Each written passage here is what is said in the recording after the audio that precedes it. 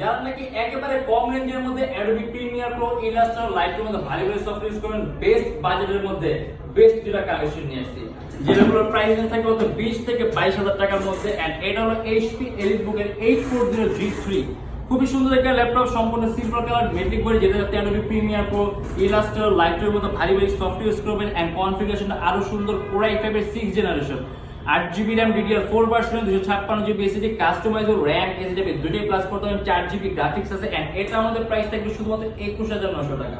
আপনি যদি অনায়াসে আপনি আরামসে আমি যে সফটওয়্যার কথা বলছি আপনি ইউজ করতে পারেন। এন্ড যদি এর মধ্যে আপনি একটু চেঞ্জ চান, একটু পরিবর্তন লাগবে, তাহলে এই একটা মডেল আছে, এটা HP EliteBook এর 850G3। এর ডিসপ্লে সাইজটা বড় 15.6 মানে যারা নাকি বড় ডিসপ্লের মধ্যে কোনো ল্যাপটপ চায়।